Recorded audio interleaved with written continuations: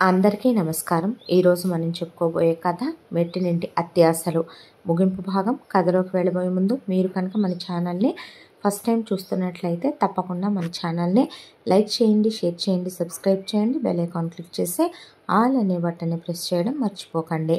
కథని ఎక్కడ స్కిప్ చేయకుండా వినండి. దీనికి ముందు 3 భాగాలు ఆల్రెడీ అప్లోడ్ చేసే ఉన్నాయి, వినకపోతే విని ఆనందించండి. మరి ఆలస్యం చేయకుండా కథలోకి వెళ్ళిపోదామా? లిఫ్టుల్లో వీళ్ళిద్దరూ ఈ మధ్య ఇంగ్లీష్ సినిమాల్లో చూపిస్తున్నారు చూసారా, లిప్ కిస్సులు అవి పెట్టుకోవటం, వీళ్ళిద్దరూ టెర్రస్ల మీద లిప్ కిస్సులు పెట్టుకోవటం, పార్కింగుల్లో లిప్ కిస్సులు పెట్టుకోవటం, ఇలా 2 ఏళ్ల పీజీలు అయిపోయినాయి.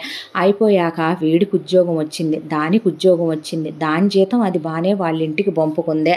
ఇక వీడి జీతం మాత్రం అది వాడించటం మొదలుపెట్టింది. అయిగాక ఇక్కడి నుంచి ఇది డబ్బులు వేయటం, వీడి ఇష్టం వచ్చినట్టు దానికి లక్షలు దాని ఫ్యామిలీ కానీ వీడు ఖర్చు పెట్టడం, వీడి చేత అది డైమండ్ నెక్లెస్లు కొనిచ్చుకోవటం, వీడి చేత అదే కార్లు కొనిచ్చుకోవటం, దాని తమ్ముడిని యుఎస్ పంపటం, దాని చెల్లెల్ని యుఎస్ పంపటం, దాని అమ్మా నాన్నని సెటిల్ చేసుకోవటం.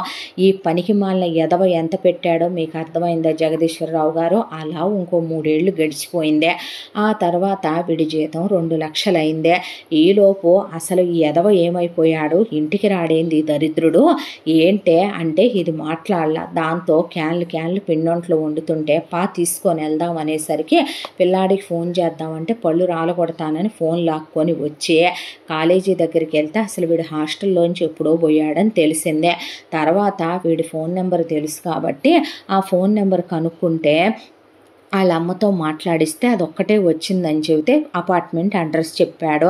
వెళ్ళేసరికి వీడు అది దొరికిపోయారు రెడ్ హ్యాండెడ్గా.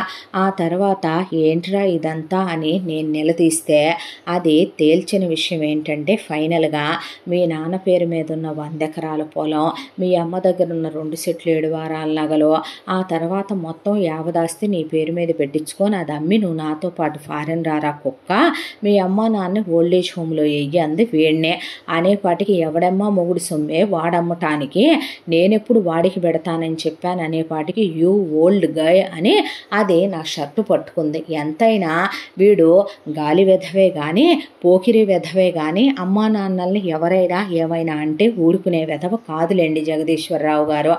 దాంతో వీడు దాన్ని ఒకటేసాడు, అది వీడిని 2 వేసిందే. వేసి దాని వాళ్ళని అందరినీ పిలిచి దాని అమ్మ దాని బాబు అపార్ట్మెంట్లో వీడి పరువు తీసేసి వీడిని వీధికి ఎక్కించి నానా రచ్చా చేసి వీడినే ఫ్లాట్లో నుంచి బయటికి బొమ్మనమని గెంటేసిందే. కొసమేరిపు ఏంటంటే ఈ పనికి మాలిన సన్నాసి 70 లక్షల రూపాయలు విలువైన అపార్ట్మెంట్ కొని దాని పేరు మీద పెట్టాడు. అది కొసమెరుపు, మీరు గుర్తుపెట్టుకోండి. ఆ తర్వాత వీడు బయటకు వస్తే వీడిని తుక్కురాక్ కొట్టి ఇన్ని దాచిపెట్టిన నా పెళ్ళాం దవడలు బగలగొట్టలేక నా దవళ్ళు నేను బగలగొట్టుకొని పెళ్ళాన్ని కొట్టలేనండి, నా బలహీనత ఇదే, అమాయకురాలని దీన్నేమీ అనలేను నేను. దాంతో ఈ ఎదవని తీసుకొచ్చి ఊడి చివరున్న ఇక్కడ 2 పోర్షన్లు ఉంటే ఈ పై పోర్షన్ తీసుకొని సంబంధం లేకుండా ఈ ఎదవని ఇక్కడ ఇసిరేసి ఈ ఎదవని రోజు ఉద్యోగానికి వెళ్ళి రమ్మనమని ఆఫీస్ మార్చి ఇంకొక ఆఫీసులో జాయిన్ చేయించి అప్పుడు వెళ్ళానండి నేను. దాంతోనే ఆ రోజు నుంచి ఈ ఎదవని నేను నమ్మటం మానేశా. రోజు పొద్దున మధ్యాహ్నం సాయంత్రం వీడు నాకు ఫోన్ చేయాలి లేదా వీడికి నేను ఫోన్ చేయాలి, అలా తయారు చేశారు అమ్మ కొడుకులు కలిసి నా బతుకు. ఇప్పుడు చెప్పమ్మా, అన్నీ తెలిసి ఒళ్ళు బలిసి ఇల్లీగల్గా దాంతో వీడు లివింగ్ రిలేషన్షిప్లో ఉండే దాన్ని వీడేమీ చేయలేదా, అది వీడితో ఏమీ చేయించుకోలేదా, వీడు పతివ్రత పురుషుడా, వీడు పరపరాగ సంపర్కం ఎరగని పువ్వా, నా కొడుకని నేనేమి వెనకేసుకురాను తల్లి. వీడితో పోలిస్తే ఒక భర్తని పెళ్లి చేసుకున్నాడితో చెయ్యించుకొని కాపురం చేసిన నువ్వా అమ్మ కళంకం పొందిన తల్లివే, నువ్వు దేవత లాంటి దానివమ్మా. అహల్యని ఇంద్రుడు ముట్టుకున్నాడనగానే అపవిత్రం అయిపోద్దా తల్లి? ఒక విషయం చెప్పమంటావా, వీడికే నిన్ను చేసుకునే అర్హత లేదు. అంతకుముందు ఎదవకి చిన్న లవ్ స్టోరీలు లిప్ కిస్సులు అప్పుడప్పుడు కాస్త బయట చిలక్కొట్టుడు వ్యవహారాలు వీడికి బాగానే ఉన్నాయమ్మా. ఈ మధ్య నేను నట్లు బిగించి వీడు కంట్రోల్లో ఉన్నాడనే పాటికి పక్క నవ్వింది జావిలే. ఇన్నాళ్ళ తర్వాత ఆ అమ్మాయి నవ్విందనే జగదీశ్వరరావు ఇంకా ఆపే నానాన్ని కాళ్ళు పట్టుకుంటానంటే కౌసల్య లేచి వెళ్ళి నా కొడుకు చాలా మంచోడు, నా కొడుకు బుద్ధిమంతుడు, ఆయన మాటలను నమ్మబాకమ్మ, చిన్నప్పటి అప్పటి నుంచి నా కొడుకునే మిలిటరీ డిసిప్లిన్లో పెంచాలనుకునేసరికి తట్టుకోలేక ఈయన పెట్టే నరకాలు నా బిడ్డ హాస్టల్కి వెళ్ళిపోయాడు. ఒక్కగానొక్క పిల్లాడు కోట్లు కోట్లు సంపాదించి బ్యాంకులో కుక్కుతాడు. ఎవరి కోసం అవన్నీ వాడికి కాస్త ఖర్చుదారమ్మా చేయి ఖర్చు పెట్టుకుని జలసాగా బ్రతకాలనుకుంటాడు.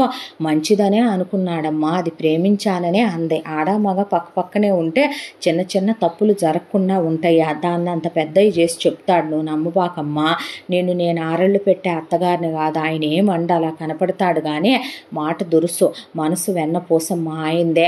నా కొడుకు బంగారం అమ్మా, నా కొడుకు నిన్ను గుండెల్లో పెట్టుకొని చూసుకుంటాడని చెప్పేసరికి ఇంకా చెప్పవే, ఇంకా చెప్పు, ఇంకా నీ కొడుకు అసలు శ్రీరామచంద్రుడనే, నీ కొడుకు అసలు పతివ్రత పురుషుడని ఊరుకోండి.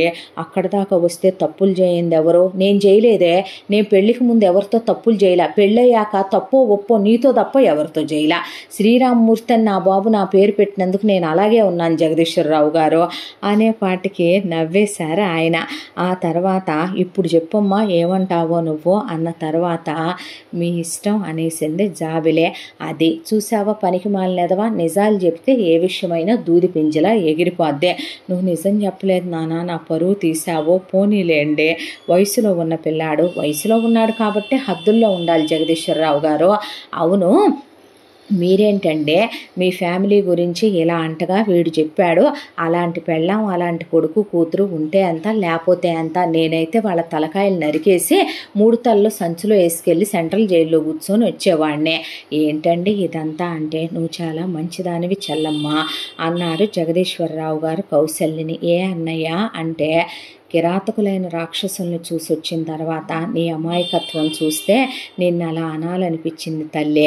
అది అలా కనపడుద్ది, అది కొడుకు విషయం దగ్గరకు వచ్చేపాటికి దానిలో షేడ్లన్నీ బయటకు వస్తాయిలేండి అన్న తర్వాత ఓ మంచి రోజు చూసి నిశ్చితార్థానికి పెళ్ళికి ముహూర్తాలు పెట్టుకుందాం అనుకొని వాళ్ళు ఎలా ఉంటారో వాళ్ళ అలవాట్లు ఏంటని 1 నెల రోజులు ఉండి జాబిల్లిని అలవాటు చేసుకొని జాబిల్లికి వాళ్ళ వంశపారంపర్యంగా వస్తున్న కోడలి గాజులు తొడిగి మెళ్ళో కొడుకు చేత గొలిసేయించి ఆ తర్వాత వాళ్ళిద్దరూ వెళ్ళి మేము ముహూర్తాలు పెట్టించి కబురు పెడతాం, మళ్ళీ మేమే వస్తామని చెప్పి వేటుకోలు తీసుకొని వెళ్ళారు. ఆ తర్వాత ఇక ఒకవైపున జాబిలితో ఎప్పుడైనా నాతో మాట్లాడొచ్చుగా అంకుల్, మాట్లాడమని చెప్పరా అంటే జగదీశ్వరరావు పోనీలేమ్మ కాసేపు మాట్లాడితే ఏం పోయింది అంటూ ఉండగా కూర్చో, పోనీ అంకుల్ ముందే మాట్లాడు నాతో అని ఒకరోజు కూర్చోబెట్టి సరదాగా విజయ్ జోకులేస్తుంటే జగదీశ్వరరావు గారు జాబిలి నవ్వుతూ కూర్చున్నారు. ఈలోపు ఠంగు ఠంగుమని బెల్లు మోగేసరికి లేచి వెళ్ళి నేను చూస్తాను మామయ్య అని జాబిల్లి తలుపు తీసింది. ఎదురుగా వాసు ఎలా ఉన్నావు జాబిలి అని, నాన్న ఎలా ఉన్నారు నాన్న అని వచ్చే మోకాళ్ళ మీద కూర్చునేసరికి విజయ్ అలా నిర్ఘాంతపోయాడు. జాబిలి ఒక పక్కకి వెళ్ళిపోయి మూలకి వెళ్ళిపోయి నుంచున్న తర్వాత వెక్కిళ్ళు పెట్టి ఏడుస్తూ నన్ను క్షమించండి నాన్న అని ఆయన చేతులతో చెంపలు కొట్టుకుంటూ, మీరు వచ్చాక ఏం జరిగిందో తెలుసా నాన్న, అమ్మ చెప్పుడు మాటలు తప్పుడు మాటలు అక్క చెప్పిన మాటలు విని మీరు వద్దని చెప్తున్నా మీ మాటలు నేను వినకుండా ఆ రోజున నేను తప్పు చేశాను నాన్న. అమ్మ నాకు సంబంధం చూసింది, బాగా డబ్బున్న వాళ్ళ కూతురని శ్వేత అనే అమ్మాయినిచ్చి నాకు పెళ్లి చేసింది. ఆ తర్వాత ఒక 6 నెలలు చాలా హ్యాపీగా ఉన్నావు నాన్న. ఆ తర్వాత ఆ అమ్మాయి ఒక రోజున ఓపెన్గానే ఎవరెవరినో గదుల్లోకి పిలిపించుకొని వాళ్ళతో ఎఫ్ఐఆర్లు నడుపుతుంటే ఏంటిదని నేను అడిగాను. అడిగేసరికి ఆ అమ్మాయి ఇవన్నీ కామను, డబ్బులు పడేసి కొనుక్కున్న కుక్కవి, నీకు అడిగే రైట్ లేదందే. ఆ తర్వాత కోపం వచ్చి నేను ఒకటేస్తే నన్ను 4 వేసి వాళ్ళని పిలిచి పంచాయతీ పెట్టి పుట్టింటికి వెళ్ళిపోయిందే. ఆ తర్వాత అమ్మ అక్క కలిసే ఇక ఒక రోజున నేను వినట్లేదు అనుకొని మాట్లాడుకుంటూ ఉండగా నేను వినేశాను. అది ఏంటంటే జాబిల్లిని వీళ్ళే నింద వేసి వెళ్ళగొట్టారని, ఆ తర్వాత అమ్మ అక్కయ్యని నీకు కాకుండా వేరే అతనికి కన్నానని, వాళ్ళే ఇలా చేశారని ఇదంతా మాట్లాడుకుంటూ ఉంటే చాలా బాధేశాక ఇప్పుడు ఏం చెయ్యాలి అంటే వీడినే అడ్జస్ట్ అయిపోమందాం, పోయిన పెళ్ళం ఎటూ రాదో, ముసలోడు దానికి ఇంకో పెళ్లి చేసేసే ఉంటాడు, ఇప్పుడు వీడు మూసుకొని శ్వేతం తీసుకొని రాక ఏం చేస్తాడో అన్న తర్వాత ఎందుకు ఇలా చేశారని నేను నిలదీసేలోపు అమ్మ అంతా నీ మంచి కోసమే చేశాము, మేమేం చేసినా కూడా వెళ్ళే అమ్మాయికి నచ్చజెప్పి తీసురా, నువ్వేమైనా పతివ్రత పురుషుడువా ఏంట్రా అనే పాటికి అడ్జస్ట్ అవుదామని వెళ్ళి మళ్ళీ శ్వేతం తీసుకొచ్చాను. తను ఇంకా రెచ్చిపోవటం మొదలుపెట్టింది. అలా మా పెళ్ళైన ఒక 1 ఇయర్కి తట్టుకోలేక గొడవలు పెద్ద అయిపోయి కొట్టుకొని ఇక ఆ తర్వాత విడాకులు అయిపోయినాయి. విడాకులు తీసేసుకొని తను వెళ్ళిపోయిన తర్వాత నేను బాగా తాగుడికి, సిగరెట్లకి, అమ్మాయిలకి అలవాటైపోయాను. అమ్మ అక్క కలిసి నాకు బాగా డ్రగ్స్ కూడా అలవాటు చేశారు. నేను మత్తులో ఉండగా ఆస్తి మొత్తం అమ్మ అక్క పేరు మీద రాయించేసింది. ఆ తర్వాత అమ్మ అక్కని తీసుకొని, బావని తీసుకొని, పిల్లల్ని తీసుకొని ఆస్తులన్నీ అమ్మేసుకొని ఊరొదిలి ఎక్కడికి వెళ్ళిపోయారో. నన్ను ఇంట్లో నుంచి ఇల్లు కొనుక్కున్న వాళ్ళు బయటికి గెంటేశారు. మీకోసం చాలా కాలంగా వెతుకుతున్నాను నాన్న, ఇక్కడున్నారని తెలిసి వచ్చాను. నేను జాబిలితో మళ్ళీ కలవాలనుకుంటున్నాను. జాబిలి, నేను నిన్నెంత ప్రేమించానో, కాలేజీలో నేను నిన్నెలా చూసుకున్నానో నీకు తెలుసు కదా. ఏదో తెలియక తొందరపాట్లు తప్పు చేశాను. పిల్లల్ని కందాం, నువ్వు నేను ఉద్యోగానికి వెళ్ళొద్దాం, నాన్న మనతోనే ఉంటాడు. నేను నీతో ఒక ఫ్యామిలీ ఎక్స్పెక్ట్ చేస్తున్నాను. నేను చేసిన తప్పులకి ఐఎమ్ సారీ అనేసరికి ఆ అమ్మాయి గదిలోకి వెళ్ళి తలుపులు వేసేసుకుంది. జగదీశ్వరరావు గారు లేచి వెళ్ళి తలుపులు తీసి ఏంటమ్మా అని అడిగితే, వద్దు మామయ్య, మీ అబ్బాయిని చూస్తే నాకు చిన్నప్పటి నుంచి నేను పడ్డాయన్ని ఒక ఎత్తు అయితే మీ అబ్బాయి ఆ రోజున నిద్రపోతున్న నన్ను ఎందుకు కొడుతున్నాడో కూడా తెలియకుండా కొట్టుకుంటూ బయటికి తీసుకొచ్చాడు. నా మీద నిందలేశాడు. మీకు నాకు రంకులు అంటగట్టారు. నిర్దాక్షిణ్యంగా బయటికి గెంటేశారు. ఆ రోజు నేను పడ్డ అవమానం ఇప్పటికీ నా గుండెల్లో దహించుకుపోతుంది. ఇప్పటి వరకు పడ్డ అవమానాలు చాలు. మీ అబ్బాయి మారి రాలేదు మామయ్య. మీ అబ్బాయి మారొచ్చుంటే మరో పెళ్లి చేసుకునేవాడు కాదు, ఇంకొక ఆడదాన్ని తాకేవాడు కాదు. మంచో చెడో దేవుడు నా జీవితంలోకి విజయ్ని పంపించాడు. ఈసారి నేను అమాయకురాల్లా కాదు, తెలివిగానే ఆలోచించాలనుకుంటున్నాను. తన్ని వదులుకోవటానికి నేను సిద్ధంగా లేను మామయ్య. మీ అబ్బాయి నాకొద్దు, మీ అబ్బాయితో జీవితం నాకొద్దు. నేనెవరితోనో మహాపతివ్రతని అని ఇప్పుడు సర్టిఫికెట్ ఇప్పించుకోవాలనుకోవట్లేదు. భారత నారిని కాబట్టి మొగుడు కొట్టినా, తిట్టినా, నిందలేసినా పడుంటూ సహించి భరించే ఓపిక నాకు పోయింది మామయ్య అనేసరికి, అదే విషయం హాల్లోకి వచ్చి చెప్పమ్మా, విజయ్ కన్ఫ్యూజన్లో ఉన్నాడు, వీడికి ఒక క్లారిటీ వస్తుంది కదా అన్నారు ఆయన. అనేసరికి హాల్లోకి వచ్చి జాబిలే, వాసు నేను నీతో రాను. నీ ప్రేమ ఎంత పవిత్రమైనదో నేను బాగా అర్థం చేసుకున్నాను. ఒక విషయం చెప్పమంటావా? ఆ రోజు అసలు గదిలో నేనేం తప్పు చేశానని నువ్వు నన్ను బయటికి లాక్కొచ్చి కొట్టావు, నన్ను గెంటేశావు, చెప్పు వాసు. నేను బ్రతకుండగానే నువ్వు మరో పెళ్ళెలా చేసుకున్నావు? నేను ఉండగానే పక్క గదిలోకి వేసెల్ని తెచ్చావు, తాగావు, నన్ను చావగొట్టావు, దిక్కులేని దాన్ని అన్నావు, అనాథ కుక్కనన్నావు, నువ్వు నాకు లైఫ్ ఇచ్చానన్నావు, నువ్వు నా జీవితంలో దొరకటం నా అదృష్టం అన్నావు. ఆఫీస్ పని ఉన్నప్పుడల్లా నేను ఆఫీస్కి రావాలి, నువ్వు వద్దన్నప్పుడు రాకూడదు, వచ్చినా నీ వెనకే నేను ఉండాలి, పేరు నువ్వు పొందాలి. నేను ఎంతసేపు కూడా నీ ఆనందంలో నా ఆనందం వెతుక్కుంటూ బ్రతకాలి.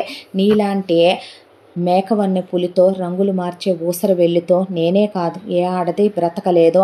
నువ్వు మరొక ఆడదాన్ని పెళ్లి చేసుకునే ఆమెకు కూడా భర్తను అనిపించుకోలేకపోయావు. మీ అమ్మ అక్క చేసిన దానికే వాళ్ళ తప్పు ఉందనుకోను. అదే నీ ఇష్ట ప్రకారం నువ్వు చేసుకున్న నీ ప్రారంభం, వెళ్ళిపో, మళ్ళీ నా లైఫ్లోకి రావద్దు. ఎటు నువ్వు ఇంకో పెళ్లి చేసుకున్నాక నేను నీకు విడాకులు ఇవ్వాల్సిన అవసరం కూడా లేదు, గెట్ లాస్ట్ అని జాబిల్లి లోపలికి వెళ్ళిపోయింది. ఆ తర్వాత చంప పగిలిపోయిందాకా కొట్టి, జగదీశ్వరరావు గారు ఆ రోజున ఏమన్నావురా, నాకు ఆ అమ్మాయికి కలిపి అక్రమ సంబంధాలు అంటకడతావా, నీతిమాలిన వెధవా, నీ అమ్మ నీ అక్క నీకు సరైన తీర్పే విధించారు, పోరా అని గెంటేసిన తర్వాత తన పాచికలు పారలేదని, తన పావులు ఫలించలేదని అక్కడి నుంచే వెళ్ళిపోయాడు వాసు. వెళ్ళిపోయిన తర్వాత జగదీశ్వరరావు గారు విజయ్ని పిలిచి, నీ ఎదురుగానే ఎందుకు చెప్పించానో తెలుసా జాబిలితో అలాగా?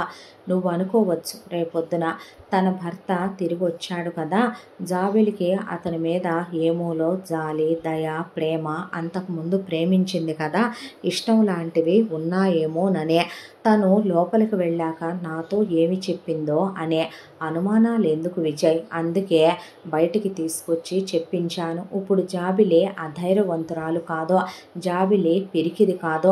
జాబిలికి ఇప్పుడు తన కాళ్ళ మీద తను ఆధారపడగలిగిన బ్రతకగలిగిన ధైర్యం వచ్చింది. తనకి ఈరోజు తెగింపు తెగువ వచ్చింది. ఒక రోజున జాబిలిలో అవే ఉండుంటే ఇప్పుడు వచ్చిన ఆ వెధవని వాడమ్మని అక్కని కుక్కల్ని కొట్టినట్టు కొట్టించి పోలీసులతో వీళ్ళని జైల్లో తోయించుండేదే. ఆ అమ్మాయి అమాయకత్వాన్ని చేతగానితనంగా తీసుకున్న వాడికి కూడా బుద్ధి చెప్పించాలనే జాబిలి నోటితోనే చెప్పించాను అనేసరికి విజయ్ ఏమీ మాట్లాడలేదు. జాబిల్లి పెళ్లి చేసుకుందామా అని అడిగాడు. అడిగితే నిన్నొక మాట అడగనా విజయ్, జీవితంలో ఇప్పటికే చాలా కోల్పోయాను. అమ్మ ప్రేమ ఎలా ఉంటుందో తెలిసే లోపే అమ్మ లేదు, నాన్న ఎప్పుడు తండ్రిగా దగ్గరికి తీయలేదు, సవతి తల్లి అమ్మ కాలేకపోయిందే, సవతి తమ్ముడు అక్కలా కాదు కదా, ఒక ఆడదానిలా మనిషిలా కూడా ఎప్పుడూ చూడలేదు.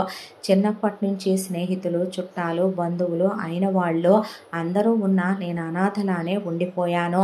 అందరికీ నేనంటే అలుసు చిన్న చూపు. వాటన్నిటి మధ్య నాకున్న ఒకే ఒక్క ఆయుధం చదువు. ఆ చదువుతోనే నేను ఈ రోజున ఏం సాధించినా మావయ్య గారు అన్నట్టు నా కాళ్ళ మీద నేను ఆధారపడిన ఆ చదువే ఈరోజు నాకు అన్నం పెడుతోంది. మావయ్య, ఈ రోజు నుంచే మీరు నాకు తండ్రిగానే ఉండండి. నేను మిమ్మల్ని నాన్న అనే పిలుస్తాను, ఇంకెప్పుడు మావయ్య అని పిలవను అనేసి మీ అబ్బాయి పోయాడు మావయ్య, అందుకే తాళి తీసేస్తున్నానని తాళి తెంచి నల్లబూసలు తీసేసి కాలి మెట్టెలు తీసి నొసట్లో బొట్టు చేర్పేసుకుంటే జాబిలి అన్నాడు విజయ్. పర్వాలేదు, నేను ఇప్పుడు విధవనే, కాకపోతే నిన్నొక్క మాట అడగనా, నువ్వు కూడా జీవితంలో 4 రోజులు ఉండి నన్ను నవ్వుల పాలు చేసే అవసరానికి వాడుకొని వెళ్ళిపోతావా, లేదంటే శాశ్వతంగా చచ్చిందాకా నా చెయ్యి వదలకుండా ఉంటావా విజయ్, చెప్పు. నమ్మకం మీదే నమ్మకాన్ని కోల్పోయి బ్రతుకుతున్నాను నేను. ఇప్పుడు నాకు దేని మీద కోరికలు లేవు, ఆశలు లేవు. చెప్పాలంటే ఏది కావాలని నా మనసుకి శరీరానికి అనిపించట్లేదు. కానీ నీ మీద నా నమ్మకం నిన్ను వదులుకోకూడదు అనే ఒక్కసారి కాదు 100 సార్లు నా మనసు నాకు ఎదురొచ్చి చెప్తుంది. నమ్మనా వద్దా అన్న తర్వాత నిన్ను నా ప్రాణంలా చూసుకుంటానురా అని చెప్పిన తర్వాత సరే అయితే పెళ్లి చేసుకుందాం, చెప్పు మీ అమ్మ నాన్నగారులకి అనేసరికి చాలా ఆనందపడే కౌసల్య శ్రీరామ్మూర్తి కబురు పెడితే వాళ్ళు నిశ్చితాంబూలాలకి ముహూర్తం పెట్టుకొని వచ్చి ఇటు తాంబూలాలు జగదీశ్వరరావు గారు అందుకుంటే అటు వాళ్ళు అందుకొని ఘనంగా ఆ అమ్మాయికి విజయ్కి ఎంగేజ్మెంట్ చేయించి పెళ్లి ముహూర్తాలు పెట్టిస్తే పెళ్లి వాళ్ళు చాలా గ్రాండ్గా చేసుకున్నారు. విజయ్ది వాళ్ళ ఊరికి తీసుకెళ్ళి ఆ తర్వాత జగదీశ్వరరావు గారే కన్యాదానం జరిపించాడు జాబిలికి. ఆ తర్వాత అక్కడే వాళ్ళు ఫస్ట్ నైట్ ఏర్పాట్లు చేసి ఆ తర్వాత విజయ్ హనీమూన్కి తీసుకెళ్ళి జాబిలిని చాలా ప్రేమగా నిజంగా ప్రేమించే భర్త ఒకడు మన పక్కన తోడుగా ఉంటే ఎంత ప్రొటెక్టివ్గా కేర్ తీసుకుంటూ సపోర్టివ్గా ఒక ఆడపిల్లని ఎంత అభిమానంగా తనే గౌరవమై పరువై గర్వమై చూసుకుంటాడో అంత ప్రేమగా చూసుకొని తిరిగి వచ్చారు హనీమూన్ నుంచి. ఈలోపు విజయ్ వాళ్ళ అమ్మ నాన్న కలిసి నవ్వుతూ ఎదురొచ్చి వాళ్ళ కోసం విల్లా అలాగే వాళ్ళ కోసమని ఖరీదైన కారు కొని ఇల్లంతా ఫర్నిషింగ్ చేయించి పని వాళ్ళను కూడా పెట్టిన తర్వాత ఒరే పనికి మాలిన వెధవ, ఇల్లు కొనిచ్చాను కదా అని చెప్పి కారు కొన్నాను పని వాళ్ళని పెట్టాను కదా అనే అమ్మాయిని ఏదైనా ఇబ్బంది పెట్టడం, గతాల గురించి దెప్పటం, ఒక మాట అంటాం, దెబ్బ కొట్టడం, వెంటనే పిల్లల్ని కనమని వెధవ వేషాలు వేయటం, ఓ సంవత్సరం పోయిన తర్వాత తోక జాడిద్దాం, 2 ఏళ్ళు పోయాక తోక జాడిద్దాం అనే వెధవ వేషాలు వేసావనుకో నీ నడుములు విరగ్గొట్టేస్తాను. పద్ధతిగా ఉండాలి. 50 ఎకరాల పొలం నీ పేరు మీద పెట్టానంటే పొలం వరకే పెట్టా, ఆ పొలం అక్కడ నా హయాంలో ఉంటుంది, దాన్ని నేనే బతుకున్నంతకాలం సొంతం వేయించుతా. ఏమే ఇక నుంచి నెలకి 2 సార్లు వస్తున్నాం మనం ఇక్కడికి, వచ్చినప్పుడల్లా నువ్వు కోడలికి కావలసినవన్నీ వండి తీసుకురా, ఆ తర్వాత అక్కడి నుంచి పాలు పెరుగు వెన్న నెయ్యి మేము వచ్చేటప్పుడు తీసుకొస్తాం, ఆ తర్వాత సిటీకి వచ్చే వాళ్ళతో పంపిస్తాం. ఇక నుంచి జగదీశ్వరరావు గారు మీరే పెద్ద దిక్కుగా ఉంటూ వీళ్ళిద్దరిని చూసుకోవాలి, అర్థమైందా అని చెప్పి శ్రీరామ్మూర్తి కౌసల్య కలిసి వెళుతూ జాగ్రత్తమ్మా జాగ్రత్తగా ఉండండి అని చెప్పి వెళ్ళిపోయారు వాళ్ళు. ఆ తర్వాత చూసారా అంకుల్ ఎలా మాట్లాడేశాడో, నేను తన్నే అలా అనేవాడినేనా, నాన్న గురించి తెలుసుగా అయ్యా, నమ్మడు అంకుల్ నన్ను అన్న తర్వాత విజయ్ మాత్రం చాలా సరదాగా నవ్వుతూ నవ్విస్తూ నిజంగానే జాబిలిని ఒక్కరోజు కూడా గతం గురించి ఎత్తకుండా ఆ అమ్మాయిని చాలా ప్రేమాభిమానాలతో చూసుకుంటూ తను ఆ అమ్మాయి ఆఫీస్కి వెళ్ళొస్తూ జగదీశ్వరరావు గారు గుడికి వెళ్ళి రావటం, తీర్థయాత్రలకు వెళ్ళి రావటం, ఇంట్లో పూజ చేసుకోవటం, బుక్స్ చదువుకోవటం, ఆయన అసలు వీళ్ళ జోలికి కూడా వచ్చే మనిషి కాదు.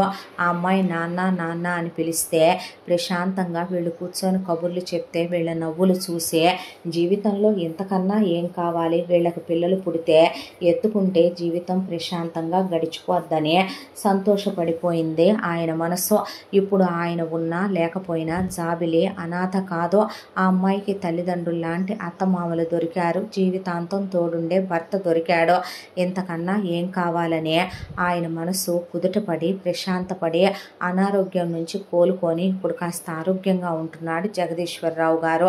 మధ్య మధ్యలో విజయ్ని నమ్మని వాళ్ళ నాన్న వచ్చి ఎంక్వైరీ చేసుకుని వెళుతూనే ఉన్నాడు.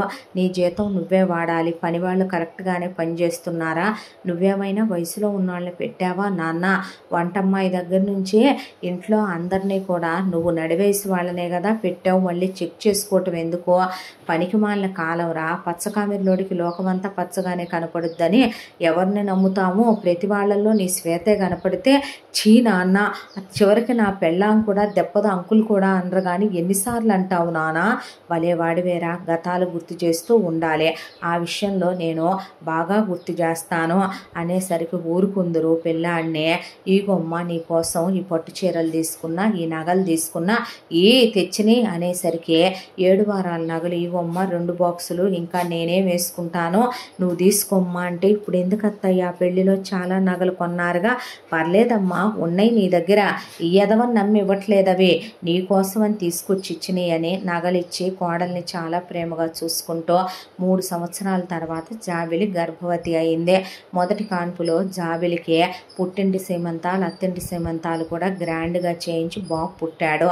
ఎంత చక్కగా ఉన్నాడో అని నా పేరే బెట్రా, నీ పేరా, నా పేరే పెట్టు శ్రీరామ్ రాయ్ అంటే అలాగే అని చెప్పి రాసిన తర్వాత రెండో కాన్పులో పాప పుడితే బాగుండు కదండి అంటే నీలా కాకుండా ఉంటే బాగుండండి అన్న తర్వాత రెండో కాన్పులో పాపే పుట్టింది.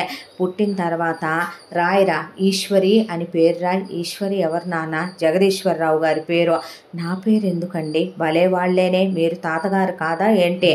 జగదీశ్వరి అని రాయ్ అన్న తర్వాత అలాగే జగదీశ్వరి అని పాప పేరు పెడితే మరి నాది అంది కౌసల్య, నీది కోడలది పేర్లు పెట్టకూడదులే, మీ గుణాలు వస్తే వాళ్ళు ప్రపంచంలో బతకలేరు మామయ్య అంటే నిజమేలేమ్మా, నువ్వు పిచ్చి తల్లివి, ఇది నీకన్నా పిచ్చి తల్లి, మేము లేకపోతే మీరు ఎలా బ్రతకగలరు, ఈ కంత్రి వెధవాను నేను ఉన్నాం కాబట్టి నెట్టేసుకొస్తున్నావు, నువ్వు కంత్రి వాడిని మాత్రం ఒప్పుకోవు. అబ్బే నేను అలా ఉండే మరి, నువ్వు స్వే వద్దు, నేనే కంత్రి వెధవనే అని ఇలా నవ్వుల మధ్య వీళ్ళ జీవితాలు ఆనందంగా సాగిపోతూ ఉండగా జాబిలి వాళ్ళ నాన్న రిటైర్ అయిపోయాడు. ఆ తర్వాత జాబిలి వాళ్ళ పిన్ని ఉన్న ఆస్తి మొత్తం ముందు తన పేరు మీద రాయించుకుందే. ఆ తర్వాత జాబిలి వాళ్ళ సవతి తమ్ముడు శ్రీకర్దే. ఇక్కడ వాడికి చదువు అవ్వలేదు, దాంతో వాడు ఒక దాన్ని ప్రేమించాడు. ఆ ప్రేమించిందే ఇక్కడి నుంచి మనం అబ్రాడ్ వెళ్ళిపోదాం కదా శ్రీకర్, ఎందుకు ఈ దరిద్రపు ఇండియాలో అనేసరికి అమ్మ చేత శుభ్రంగా ఆస్తంతా అమ్మకు మాయమాటలు చెప్పి వ్యాపారం పెడుతున్నానని ఆస్తంతా వాడి పేరు మీద షూరిటీ కని రాయించేసుకొని మొత్తం ఆస్తి తెగనమ్మేసి వాడు ప్రేమించిన దాన్ని తీసుకొని అబ్రాడ్ కంట్రీస్కి ఎగిరిపోయాడు వాడు. ఆ తర్వాత సుబ్బారావు శకుంతలనే ఇల్లు కొనుక్కున్న వాళ్ళు గెంటేయటంతో ఎక్కడికి వెళ్ళాలో తెలియక చుట్టాలు బంధువులు కాండ్రించి ఉమ్మి జాబిలిని ఇలా చేశారని మంగా వాళ్ళ పుట్టింటి వాళ్ళు వచ్చే సుబ్బారావుని శకుంతల్ని కుక్కల్ని కొట్టినట్టు కొట్టి ఆ తర్వాత గెంటి అవతల పడేయమన్నారు. ఎక్కడికి వెళ్ళినా వాళ్ళు జాబిలి దగ్గరకు వచ్చి క్షమించమ్మా నీ గురించి పట్టించుకోలేదంటే మీరేం చేస్తారు మామయ్య, నా కోసం ప్రతి సంవత్సరం వచ్చినా వాళ్ళే నన్ను మీకు కనపడివ్వలేదు, దేవుడు నాకు మంచే చేసి మంచి భర్తే దొరికాడు, చక్కటి బిడ్డలు పుట్టారు, నేను సంతోషంగానే ఉన్నానన్న తర్వాత పోనీలే తల్లి ఇక నుంచైనా నీ నెంబర్ మాకు ఇవ్వమ్మా, మా నెంబర్లు నీ దగ్గర పెట్టుకో అని వాళ్ళు వాళ్ళ మేనగోడల్ని పలకరించుకొని వెళ్ళారు. సుబ్బారావు శకుంతల్ని చూసేవాళ్ళు లేక ఎవరు రానివ్వక చివరికి అనాథ పక్షులయ్యి ఒంటరి పక్షులైపోయి చివరికి వెళ్ళి ఒక అనాథాశ్రమం చెట్టు మీద వాళ్ళని ఈ 2 పక్షులు. ఆ తర్వాత అక్కడ పాచి పనులు చేసుకుంటూ వాళ్ళకు ముద్ద రాలిపితే తింటూ వాళ్ళేమన్నా పడుంటూ జీవితం అలా గడిపేస్తున్నారు. అంతా దాంట్లో ఆ రోజు జగదీశ్వరరావు గారు వస్తూ మాళవిక మొగుడిని ఎంతకాలం భరిస్తావల్లుడు అన్నందుకు నాగమణి మాళవిక పిల్లల్ని అతన్ని తీసుకొని వేరే ఊరు మకాం మార్చి ఇద్దరు వావి వరుసలు కూడా లేకుండా ఆ వయసులో విటుల్ని పిలిపించుకొని కుర్రాళ్ళని కాల్ బాయ్స్ని పిలిపించుకొని వీళ్ళు చేసే అరాచకాలు, వీళ్ళు చేసే వేశ్యావాటికల్లాంటి ఇంటిని అలా తయారు చేసి ఆ పిల్లల్ని కూడా విచ్చలవిడిగా తయారు చేసేసరికి మాళవిక భర్త భరించలేక వీళ్ళకి డ్రగ్స్ కలిపేసి ఆస్తి మొత్తం ముందు తన పేరు మీద రాయించేసుకున్నాడు. రాయించేసుకొని ఆ పిల్లలు కూడా ఎటు తనకు పుట్టలేదు కాబట్టి నాగమణిని మాళవికని ఆ పిల్లల్ని వదిలేసి ఆస్తి మొత్తం అమ్మేసుకొని అతని అమ్మా నాన్నల్ని అతని ఫ్యామిలీని తీసుకొని ఒక మంచి అమ్మాయిని చూసుకొని అతను ఆ అమ్మాయిని పెళ్లి చేసుకొని ఇండియా నుంచి అబ్రాడ్కి వెళ్ళిపోయారు వాళ్ళ ఫ్యామిలీ. ఆ విషయం తెలిసి మాళవిక నాగమణి పోయిన అల్లుడిని శాపాలు పెడుతూ అతని కుటుంబాన్ని నానా మాటలు అంటూ ఇప్పుడు ఏం చెయ్యాలి అని ఆలోచించుకొని చేసేదేముందే నువ్వు ఉద్యోగానికి వెళ్ళని కూతుర్ని ఉద్యోగానికి పంపింది నాగమణి. ఉద్యోగంలో వచ్చే జీతాలు వీళ్ళ లగ్జరీలకు ఏం సరిపోతాయి, దాంతో ఉద్యోగంలో కొలీగ్స్ అని చూస్తే వాళ్ళకు వచ్చేది చిన్న చిన్న జీతాలే. దాంతో బాస్కే వేసింది వాళ్ళ మాళవిక. వేసేసరికి ఆ బాస్కి ఆల్రెడీ పెళ్ళాం పోయి పిల్లలు అబ్రాడ్లో ఉన్నారు. వాడితో తాళి కట్టించేసుకొని ఇక తన పిల్లల్ని అమ్మని తీసుకెళ్ళి వాడితో సెటిల్ అయిపోయి ఆ తర్వాత నాగమణి వేరే ఇంకొక డబ్బున్నోడిని చూసుకొని పెళ్ళాం పోయినోడిని వాడిని చేసుకొని వాడితో నాగమణి సెటిల్ అయిపోయింది. మాళవిక పిల్లల్ని తీసుకెళ్ళి హాస్టల్లో పడేయమన్నాడు మాళవిక రెండో మొగుడు. ఆ తర్వాత ముసలి మొగుడికి సుఖాన్ని అందిస్తూ మాళవిక ముసలితనంలో కూడా ఏ సుఖం పోయినా పర్వాలేదు, పడక సుఖం లేని ఉండలేనని నాగమణి ఒకటితో ఇలా వీళ్ళు ఎంగిలిస్తరాకుల్లా వేశ్యల్లాగా ఇలా సెటిల్ అయిపోయినాయి వీళ్ళ బ్రతుకులు. ఇక అంతా దాంట్లో వాసు ఆ రోజున జగదీశ్వరరావు గారు గెంటేసిన తర్వాత వాసు ఒక వేరే చోటుకు వెళ్ళి ఒక ఉద్యోగాన్ని వెతుక్కున్నాడు. ఆ వెతుక్కున్న చోట వాసు చదివిన అంతంత మాత్రపు అత్యవసర మార్కులకి ఓ 35,000 రూపాయలు ఉద్యోగం వచ్చింది. వాసు లగ్జరీలు చూస్తే కొండంతా, వచ్చే జీతం చూస్తే వెంట్రుకంతా. దాంతో చేసేదేమీ లేక నానా బాధలు పడుతున్న వాసు మీద బాస్ కన్ను పడిందే. బాసు వయసు వాసు కన్నా ఓ 15 ఏళ్ళు పెద్దది ఆవిడ. ఆవిడకి భర్త పోయినా వీడో ఆవిడ కూతురు అమెరికాలో మాస్టర్స్ చదువుతుంది. అంత వయసున్న మనిషి ఆవిడ. దాంతో ఓపెన్ ఆఫరే ఇచ్చింది. చూడటానికి అందంగా ఉన్నావు, బాగున్నావు, నాకు శారీరక వాంఛలు కోరికలు ఎక్కువ, కాల్ బాయ్స్ని పిలిపించుకొని సుఖపడుతున్నాను, నా కోరికలు తీరట్లేదు, అదే నువ్వు అనుకో నన్ను పెళ్లి చేసుకో, ఓపెన్ ఆఫర్ ఇస్తున్నాను, నాకు ఇంకా పీరియడ్స్ అయిపోలేదు, నీతో కొడుకును కనాలని ఉంది, నీలాగా అందగాడినే, రిజిస్టర్ మ్యారేజ్ చేసుకుందాం, నేను ఎప్పుడు రమ్మంటే అప్పుడు గదిలోకి వచ్చి ఎన్నిసార్లు అంటే అన్నిసార్లు వయసులో ఉన్నావు కాబట్టి నన్ను సుఖపెట్టు, నాకు సొంత ఇల్లు ఉంది, కారు ఉంది, నీ పొజిషన్ పెంచుతా, నీ జీతం 2 లక్షలకు పెంచుతా, నీ జీతం నాకు ఇవ్వక్కర్లేదు, అలాగని నువ్వు మందులు తాగటాలు, వేసలతో తిరగటాలు, సిగరెట్లు తాగటాలు, వేషాలు వేస్తే నరికి అవతల పాడేస్తాను, పద్ధతిగా ఉండాలి అని చెప్తే వేరే ఆప్షన్ లేని వాసు ఆవిడ్ని చేసుకోవటానికి ఒప్పుకున్నాడు. రిజిస్టర్ మ్యారేజ్ అయిపోయింది. నలుగురు 4 రకాలుగా చెప్పుకుంటున్నా తల దించేసుకున్నాడు. ఆ అమెరికాలో ఉండి ఎంఎస్ చేసే బాసు కూతురు అక్కడే ఒక ఫారినర్ని చూసి పెళ్లి చేసేసుకున్నానంటే మరీ మంచిది అనేసింది ఈవిడ. ఆ తర్వాత ఈవిడకున్న సొంత ఇంట్లో వాసుకు అకామిడేషన్ దొరికింది. ఒక కారు కొనిచ్చింది, బట్టలు, లగ్జరీలు, సెంటు బాటిల్స్. దాంతోపాటు ఆవిడ్ని ప్రతిరోజు ఒక వేసి పురుషుణ్ణి సుఖపెట్టినట్టు తను మెయిల్ ప్రాస్టిట్యూషన్ చేసి ఆవిడని సుఖపెట్టాలి, ఆవిడ గర్భవతి అయింది, కొడుకు పుట్టాడు, వాడినే తన కొడుకు కాబట్టి ఎత్తుకొని మురిసిపోవాలి. అద్దంలో రోజు చూసుకున్నప్పుడు తన మీద తనకే అసహ్యం వేసేది వాసుకే.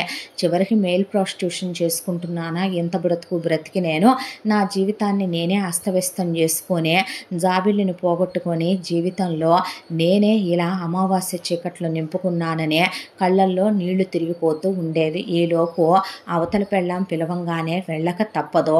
ఆవిడ పొజిషన్ పెంచింది, నెలకు 2 లక్షల జీతం అకౌంట్లో వేసి దాచుకుంటున్నాడు. ఒక మనశ్శాంతి లేదు, ప్రశాంతత లేదు, సుఖం లేదు, సంతోషం లేదు. ప్రపంచం కోసం బ్రతకాలి, ఏదో బతికేస్తున్నాడంతే.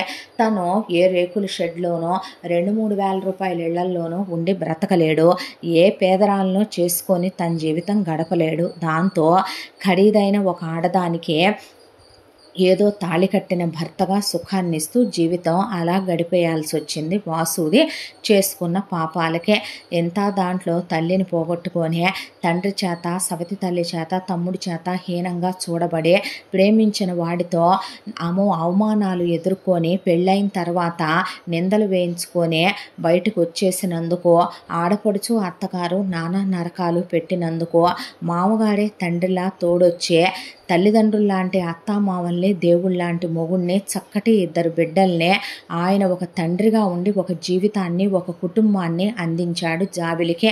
దాంతో సంతోషంగా జాబిలి జీవితం మాత్రం 3 పువ్వులు 6 కాయలుగా వాసు సాంగత్యంలో ఆ భగవంతుడి నీడలో మంచి మామగారు, అత్తమామలు తోడుండగా ఆనందంగా అమ్మాయి జీవితం 3 పువ్వులు 6 కాయలుగా సాగిపోతోంది.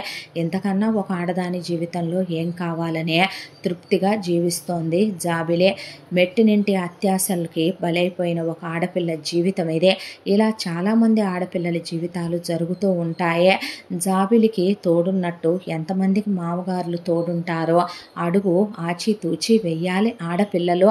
ప్రపంచం నిజంగానే ఎవరిని నమ్మే విధంగా లేని కలికాలం ఇదే. తొందరపాటు నిర్ణయాలు తీసుకోకుండా ఉండాలని ఈ కథ ఒక గుణపాఠం నేర్పిస్తోంది అందరికీ. ఇంతటితో ఈ కథ సమాప్తం. మళ్ళీ మరొక మంచి కథతో కలుసుకుందాం. తప్పకుండా మన ఛానల్ని లైక్ చేయండి, షేర్ చేయండి, సబ్స్క్రైబ్ చేయండి, బెల్ ఐకాన్ క్లిక్ చేసి ఆల్ అనే బటన్ని ప్రెస్ చేయడం మర్చిపోకండి. ఇంత మంచి కథను మనకు అందించిన కథా రచయిత్రి జి. యామిని శ్రీనివాస్ గారు. Thank you.